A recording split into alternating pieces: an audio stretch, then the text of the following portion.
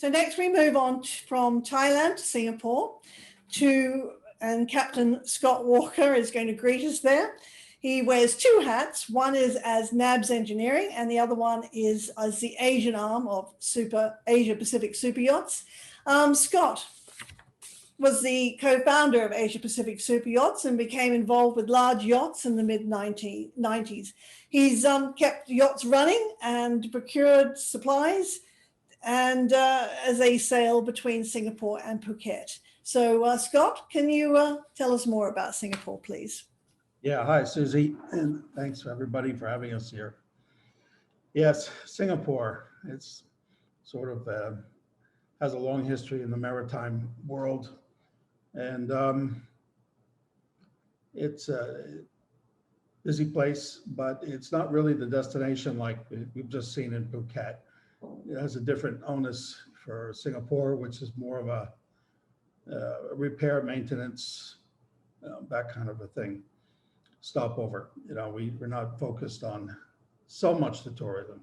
There is tourism in town, although currently all that has been rather curtailed with our global problem right now. But focusing more just on what we do here is we've got a harbor, obviously, that is very busy with the commercial traffic. We have shipyards, oil terminals, and every manner of harbor operations that go on here on a daily basis. Harbor runs 24/7, 365, and even during this whole problem of 2020 with the pandemic, it has remained open to ships coming in and leaving, but under certain conditions. Singapore itself is quite famous for several things now, and a lot of it is based around the shore-based things, eating, drinking, F1, all those things that basically have stopped at the moment. But there's another aspect of it that is the more practical for what we do, and that is the shipyards, the repairs, the surveys, the health things with medical, crew change, crew-related matters, all that stuff. That's what we more or less focus on here. So we all know that. The food and drink and whatnot is always been a big part of Singapore, although now it's like everywhere has changed. So what we really focus on now is we're right in the middle of everything here. All of Southeast Asia, and Singapore is the hub of the wheel. So here is a convenient place for a lot of vessels to either offload from heavy lift ships or reload onto them again, or just passing through to do a stopover for whatever it is that you require, more or less. Again, as I said, we're focused heavily on the repair, surveys, and even stand down of vessels here. This is how it is. We don't have bad weather. We're too close to the equator. And so it works out that the real activities here are crew related, and you got crew change now, of course, but then there's the medical, the changes, the holidays, and all that kind of thing. There's a percentage of boats here now of mega yachts that are local owned, which live here, although they don't tend to stay here year round. They tend to move about. The big thing for Singapore is the shipyard is the main draw, one of the main draws, I should say, for a longer period. And for shorter things, we have bunkering and, of course, supplies and various services. Singapore hosts most of the brands that we see in all the yachts: Caterpillar, MTU, wrenches, boxes, gearboxes. You've got all manner of the equipment suppliers are all basically here with regional headquarters or major big distributors. So the supplies and services in this region mostly come out of here. That's coupled with our freight industry, the air freight, sea freight, and logistics which runs pretty much nonstop, 24/7, and works very well. So these are the main ones. Bunkering, of course, being another big one that we do here. We do a lot of. It's possible for vessels to call in just for bunkers, and take supplies without coming ashore, just doing the anchorage and then carry on.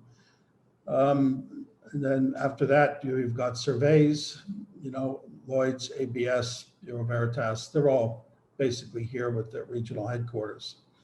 So surveyors are easy to get and easy to get on board. As we mentioned too, also dockyards, synchro lifts, graving dock, floating dry docks. This country is full of them.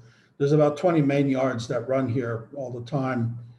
There's 3 yards that are focused more or are able to focus more on yachts. And so we've had any number of boats that have passed through, have all had good success in dry docking here. Then we have the marinas. We've got 4. We got Raffles Marina in the far west, which is this is the oldest one, the original sort of marina of Singapore. And then moving the other direction, we have the RSYC, which is more for smaller boats, but can still take fairly good sized vessels there. Keppel Marina, of course, and Keppel does have the ship berth on the outside wall, which is very good for very large vessels. And then we have Sentosa Cove, which is 115 Marina, right, which has got like 20 berths on a stern too. So the anchorages in Singapore are basically not meant for the yachts to use. The MPA here will allow for temporary, maybe to 24, possibly up to 48 hours of a yacht to stay anchored, but generally they chase you off. You have to either go to a marina, a shipyard, or leave. The harbor is busy and it's full of lots of traffic, and so it's, again, it comes back to that it's more of a commercial destination for this kind of thing. Our immigration also works very easily too here. We don't handle passports anymore, so it's simple process which is done from the office to make it easy and quick for coming in. As you can see here, Raffles Marina, this has got a wall that's freestanding here. It's a pier. It's a couple hundred meters long, but it's limited on its tonnage that it can take. So anything heavy, it can't keep there for too long, or it has to stay on its own.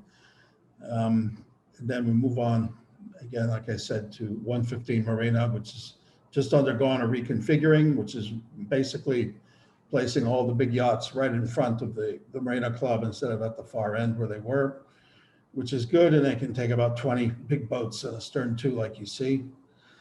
And then Keppel Bay, you can see where the photo showing the funny bent buildings in the background and the big motor yacht we all know there. That's a ship berth, that's a deep water berth. That's 10 meters at low water.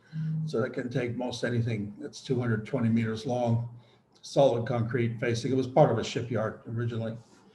And then on the inside, yeah, you can go. And then the RSYC, the yacht club, is a couple of resident boats here. So most of the dock space is already occupied. But for smaller boats, sailboats, that kind of thing, this is a good spot because there's no height restriction.